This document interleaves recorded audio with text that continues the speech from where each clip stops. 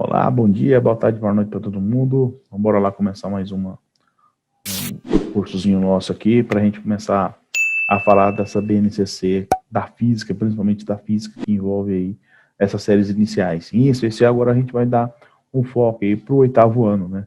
E o oitavo ano, dentro dessa nova BNCC, vem com assuntos aí que muita gente às vezes fica meio que assustado. Alguns colegas que trabalham comigo falam assim, pô, faz tempo que eu não vejo isso, são da área de biologia, são da área de outras, que não trabalham com a física já há tanto tempo assim, e aí ficam com um certo receio, né? Que a gente vai começar a falar de energia, a gente fala das transformações de energia, da cinética, das potenciais, a gente fala de circuito elétrico no oitavo ano, então sim, tem muita coisa aí para acontecer e acontecendo aqui dentro dessa nova BNCC. Compartilhando a tela aqui, a gente já vai pensar aqui nessa aplicação desse primeiro contexto, né? Quando a gente fala aqui de trabalho e energia. É até engraçado quando a gente fala de trabalho, acha que tem algum trabalho para fazer. Não. Esse trabalho aqui, a definição argumenta o seguinte para a gente, tá? A gente fala que trabalho é uma medida de energia transferida ou transformada através de uma força que realiza um deslocamento. Então, lá no sétimo ano, o aluno já começou a ter esse contato com força, já começou a ter esse contato com as leis de Newton pela primeira vez, e aí a gente começa a pensar agora na aplicação dessas forças para gerar alguns tipos de energia. Então a gente está pensando numa energia que vai ser transferida ou transformada por essa força durante um certo deslocamento. Esse trabalho de uma força, que a gente chama, né, é uma grandeza escalar, ou seja, não depende de direção e sentido, e é determinado aí por essa expressão que está aqui, ó, pelo produto da força pelo deslocamento. E esse cosseno de θ, esse ângulo que a gente tem aqui entre a direção de deslocamento aqui, por exemplo, na horizontal, que a gente vai ter aqui para a caixa, e a direção aqui da aplicação da força que está aqui nessa diagonal. Então, esse ângulo que a gente tem aqui entre a força e o deslocamento, a gente utiliza para a realização desse cálculo. Essa aqui é uma letra grega, o tal, que indica para a gente o trabalho, a nossa energia. A letra F, a gente já está acostumado a lembrar e associar ela à força. E o D, o deslocamento, né? Que você realizou ali a aplicação daquela força. Toda vez que a gente for mexer com energia, a gente vai medir isso aqui em Joule. A unidade de medida de energia no sistema internacional é o Joule.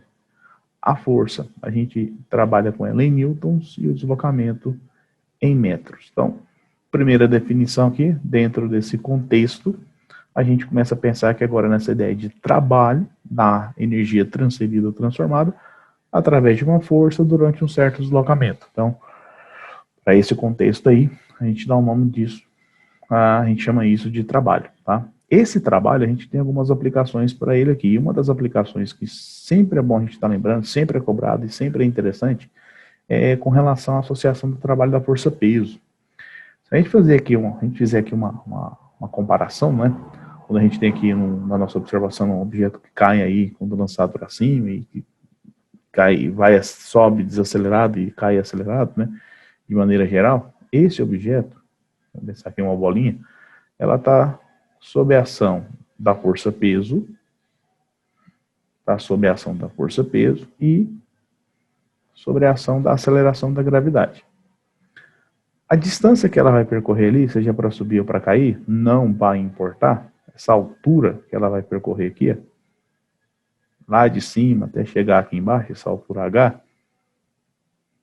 essa altura, se a gente faz aqui um comparativo da ideia de trabalho é FD cosseno de θ, a gente falou disso agora há pouco. Para nós agora, nosso F é a força-peso e o nosso deslocamento é a nossa altura.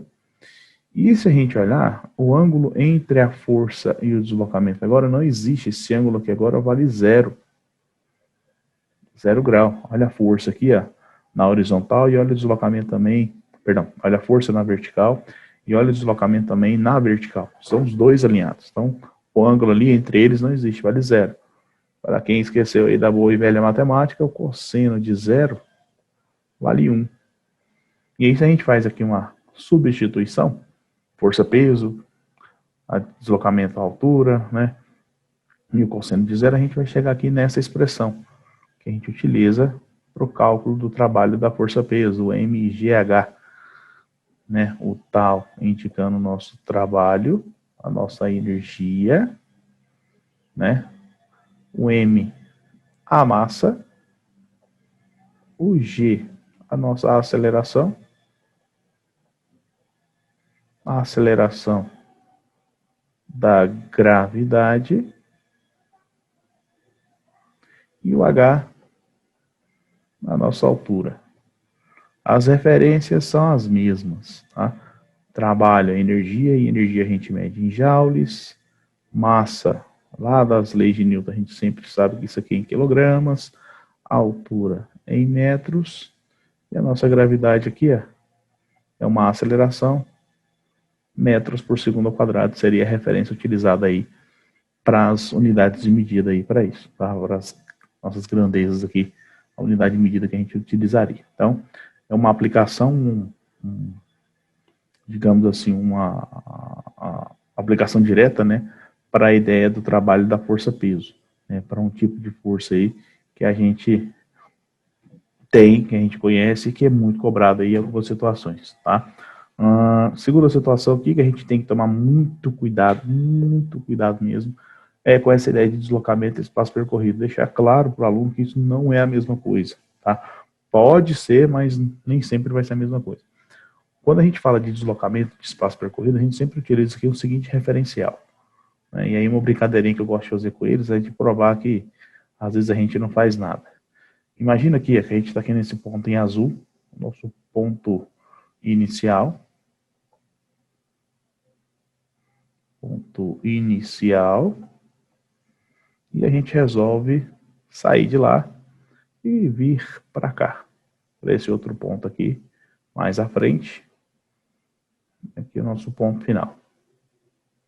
Ponto de partida e nosso ponto de chegada.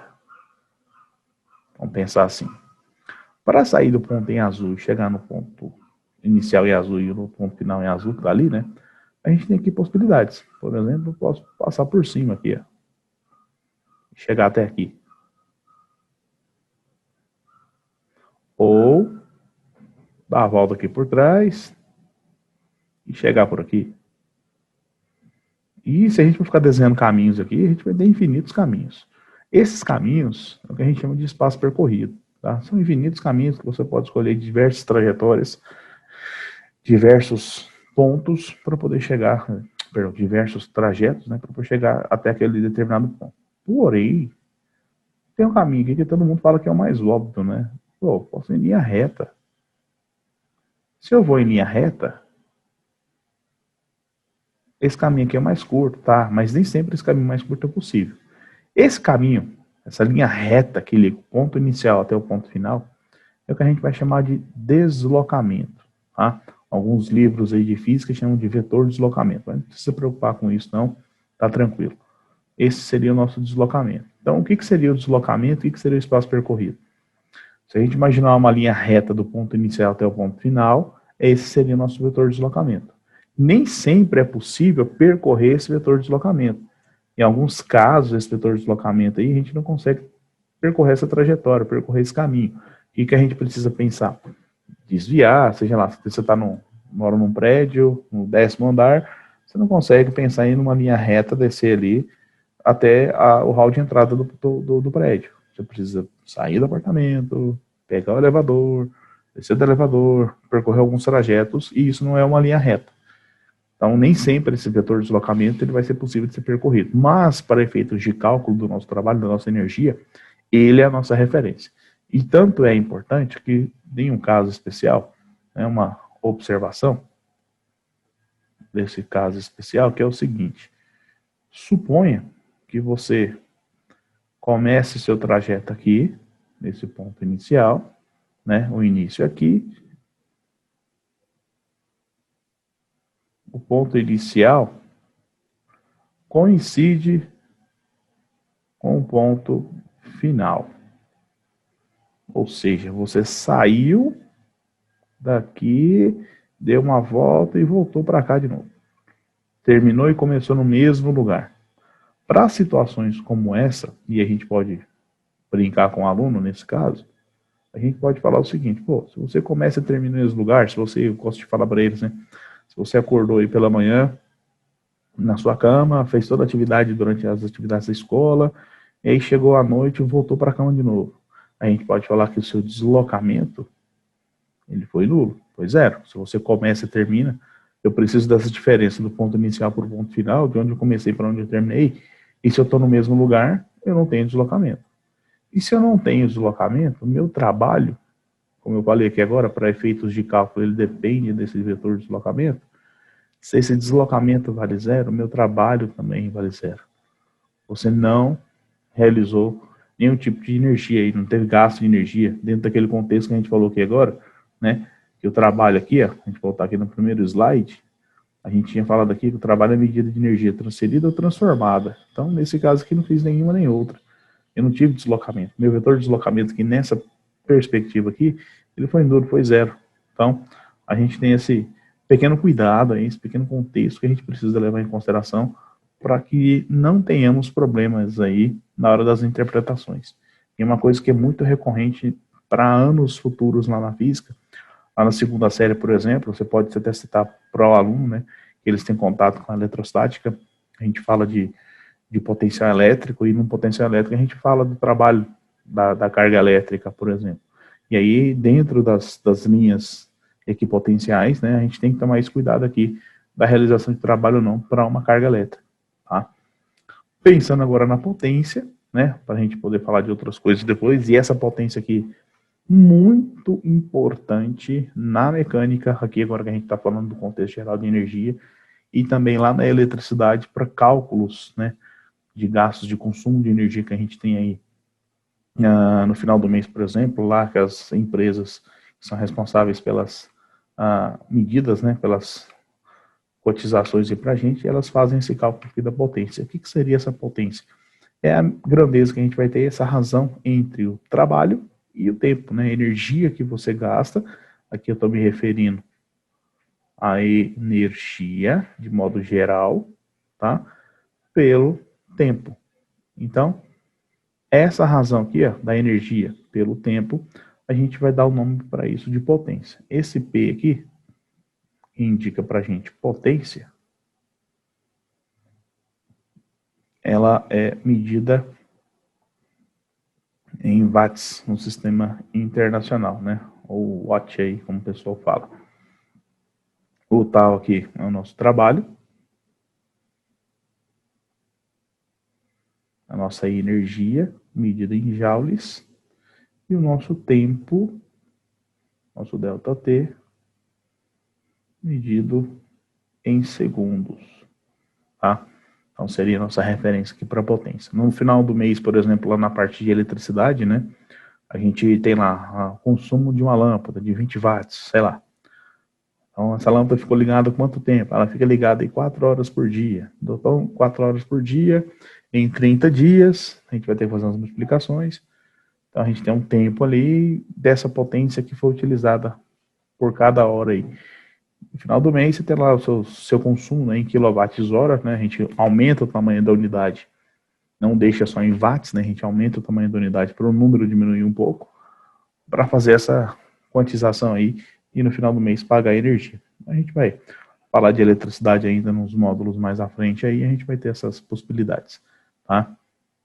Nesse contexto aqui da parte de potência, na mecânica também, muito relacionado a motor, né? O motor é mais potente, o motor é menos potente. Como é que eu faço essa comparação para motor, por exemplo? Você pensa lá, em alguns carros que conseguem fazer aí de 0 a 100 km por hora em 3,2 segundos, 3,6 segundos. Então você fala assim, pô, ele conseguia ter uma aceleração muito grande, o gasto de energia dele é muito alto, no intervalo de tempo muito pequeno. Se eu faço a comparação com outros veículos menos potentes, né? Vai de 0 a 100, demora aí 10 segundos, 20 segundos, são carros maiores. Então o motor é um menos potente, ele gasta energia, só que essa energia ela demora a ser aí, fazendo a comparação, o tempo de gasto dela aí, para essa resposta, bem maior do que os carros que a gente fala aí que são mais rápidos, mais velozes. Então a gente também pode fazer essa associação aí para trazer isso como referência. Então, seja para aparelho doméstico, eletrônico, tem gasto de energia, né? Quanto mais alta essa potência do aparelho, mais energia você vai gastar no final do mês, ou mais tempo esse aparelho ficar ligado, mais energia você vai consumir, isso para eletroeletrônicos, elétricos e tudo mais que a gente falou aqui, ou para motores, né? Eu quero um carro mais potente. Aí entra aquela briga do custo-benefício. Mais potência, eu vou gastar mais energia. Então, no final do mês, eu vou gastar mais com combustível. Mais, menos potência, o carro vai ser mais lento. Mas no final do mês, eu vou ter um consumo menor aí de combustível e o bolso pode agradecer. Então, é saber trabalhar e mostrar também ao aluno essa ideia de custo-benefício.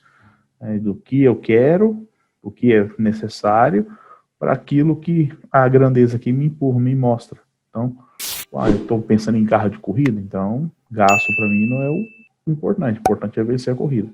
Eu estou pensando num carro que vai ser utilizado no dia a dia, um uso diário, então eu tenho que pensar no consumo mais baixo aí, para não gastar tanto dinheiro no final do mês. Então, esse termo aqui, a potência, traz muito bem, muito claro aí para a gente com relação a isso, tá?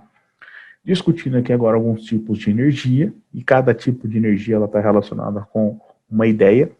A primeira delas aqui, a mais simples de todas, é que a gente fala aqui da energia cinética. Então, toda vez que citar aí o termo energia cinética, fazer essa relação aqui com o movimento, fazer essa relação aqui com a velocidade. Essa energia cinética, calculada aqui pelo mv² sobre 2, pela massa vezes a velocidade ao quadrado dividido por 2. Já está aqui as nossas legendazinhas da energia cinética, do mv² sobre 2. Então, tem movimento? Tem velocidade? Está alguma coisa se movimentando? Tem alguma coisa que tem velocidade? Tem. Então, eu tenho ali uma energia cinética. Tá? Lá na termologia, por exemplo, que é discutido no 7º ano, a gente fala da energia da agitação molecular, né?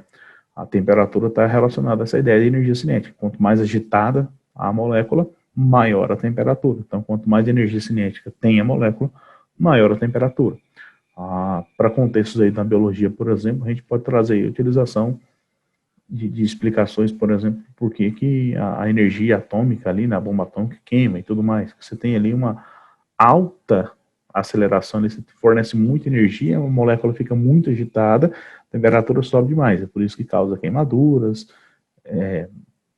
e etc. ali que a gente tem, sem falar da influência ali dentro da célula, por conta da alteração genética que é provocada, que é promovida. Mas pensando em termos de energia, você tem muita energia, muito ganho de energia cinética, muito ganho aí de elevação de temperatura. Então, seria uma perspectiva que também é trabalhada aqui dentro desse contexto.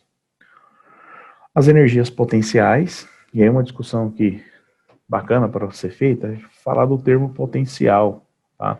Quando a gente fala assim, olha, fulano tem um potencial para ser um grande atleta de futebol, fulano tem um potencial para ser um grande empresário, fulano tem um potencial para se tornar aí um grande médico. Então, esse termo potencial, nessa possibilidade, é o que a gente vai ter aqui dentro da energia, tá? Essa possibilidade de utilizar essa energia.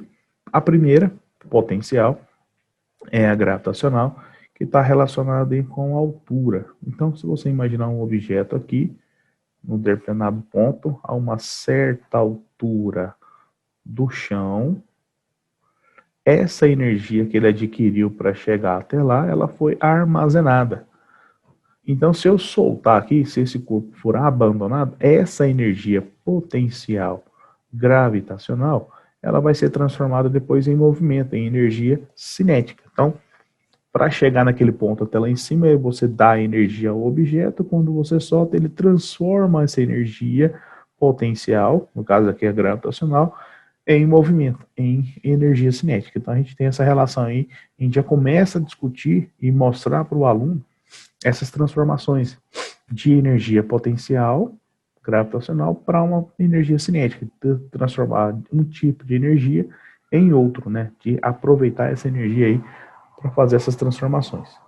O EPG, abreviação para a gente aí de energia potencial gravitacional. Nossa energia sempre em joules.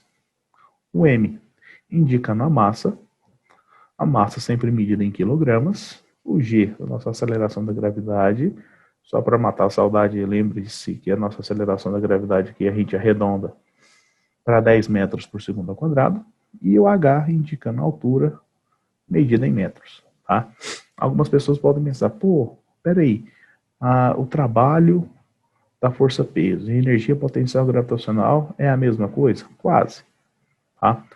Porque trabalho está relacionado à aplicação da força, e eu posso usar a situação de sair de baixo para cima, estou contra a gravidade, e soltar o objeto lá de cima para baixo, a favor da gravidade. Para a energia, sempre caindo. Então, no meu trabalho, eu posso ir contra a força-peso, então eu posso ter um trabalho negativo. E a energia potencial não, é sempre a favor. Ela sempre vai ser convertida ali em algum outro tipo de energia que a gente, porventura, queira utilizar, seja para cinética ou para outra potencial que a gente tem aqui, a potencial elástica, a potencial elétrica, né, que o aluno tem contato com ela lá no ensino médio, por exemplo. Então a gente pode fazer essas conversões também.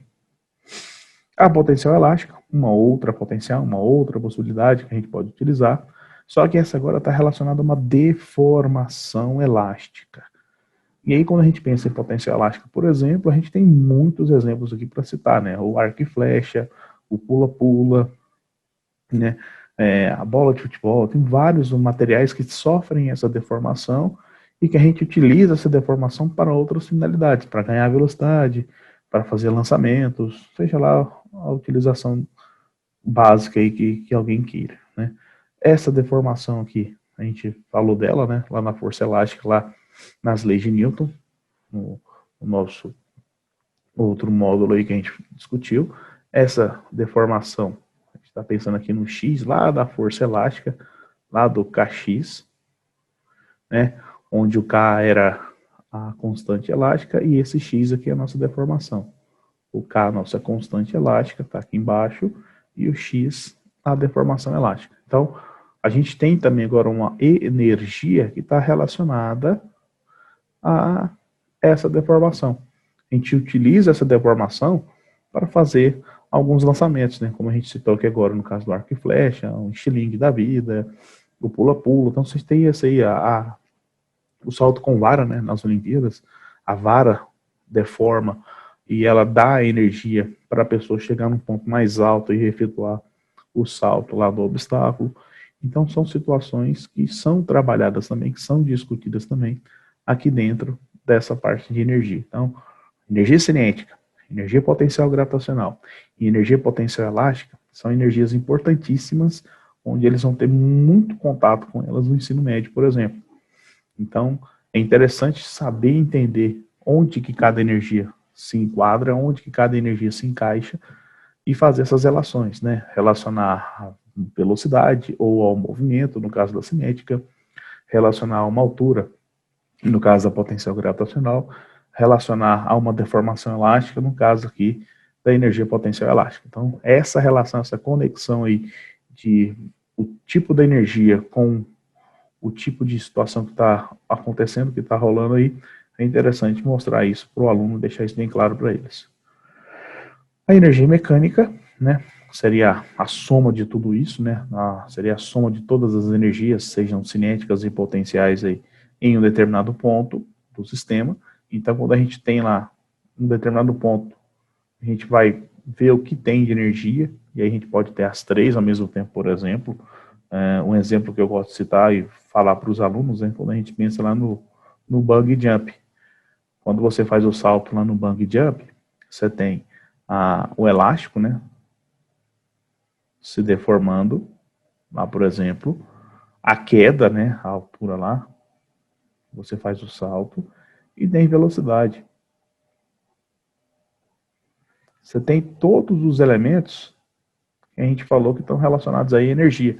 Então eu posso ter em determinado ponto ali do salto no bungee jump as três energias, a cinética e as duas potenciais, tá? Então é um exemplo que a gente tem aí para aplicação disso. No caso do arco e flecha, quando você puxa o arco, naquele momento que você está segurando um arco, você tem ali energia potencial elástica.